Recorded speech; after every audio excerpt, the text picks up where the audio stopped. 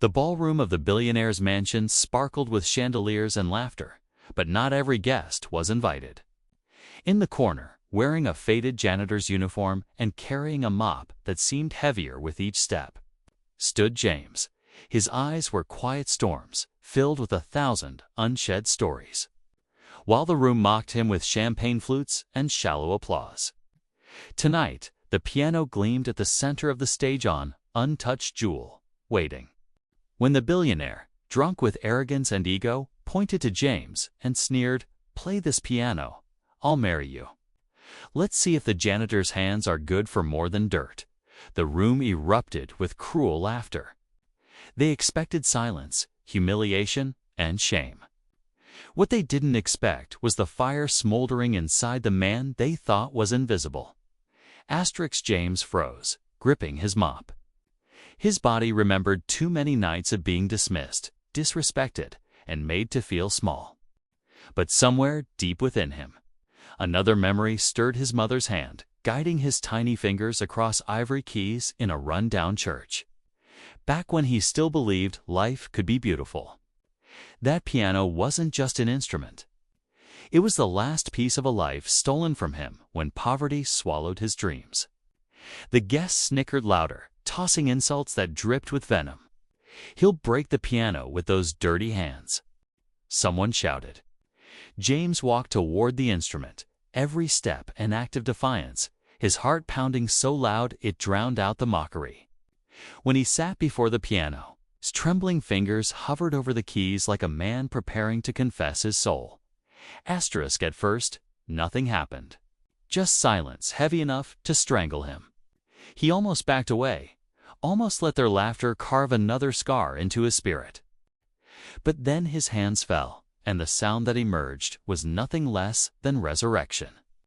Notes poured out with the clarity of a river, breaking free of stone, fierce and untamed yet hauntingly tender. The guests went silent, not out of respect, but disbelief.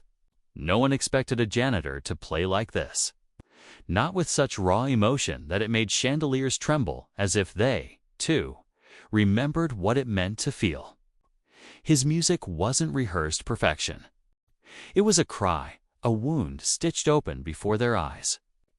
Each chord carried the weight of nights he went hungry, the ache of sweeping floors while dreams rotted, the grief of a son who buried his mother without enough money for flowers. The billionaire's smirk faltered. He leaned forward, his arrogance cracking under the pressure of the truth pouring from the keys. James's hands flew, painting landscapes of agony and hope, weaving sorrow and beauty into melodies so alive they shattered the polished emptiness of the ballroom. Women clutched their pearls, men shifted uncomfortably, but no one could escape the force of what they were hearing. For in that moment, James was not a janitor. Not a shadow forced to clean up after their indulgence. He was an artist, a warrior of sound, a man who turned pain into power. His back was straight, his jaw set, and every strike against the keys was a refusal to be diminished. The room became a battlefield, and his music was the weapon. By the second movement, tears had already carved their way down the billionaire's fiancée's cheeks. Her laughter had died long ago. Now she trembled as the man she once mocked revealed a depth no fortune could buy.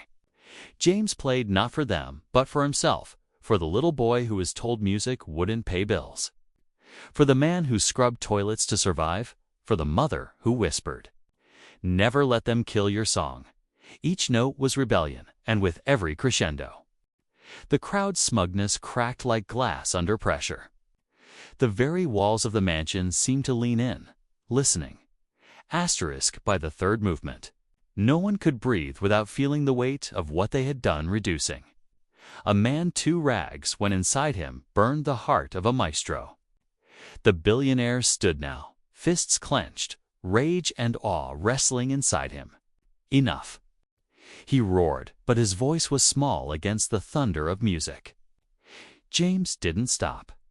He closed his eyes, letting the ghosts of his past guide him his mother's lullabies, the hymns of church choirs, the silence of nights when hunger gnawed louder than hope. Every note was a reckoning, and for once, the rich couldn't buy their way out of it. The audience who once mocked him now sat paralyzed, forced to confront the humanity they had tried to erase. Asterisk, when at last the final note rang out. It didn't fade, it hung in the air like a verdict.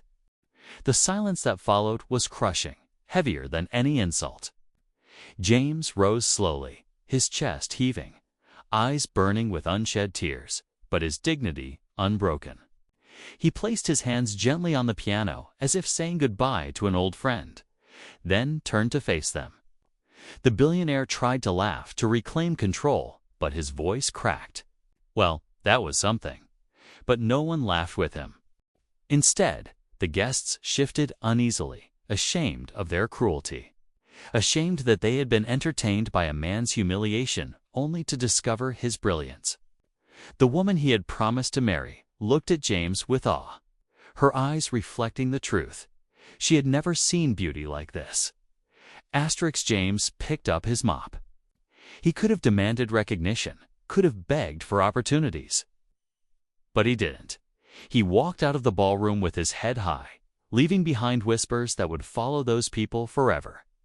Because they hadn't just witnessed music, they had witnessed a soul, raw and unfiltered, exposing their own emptiness.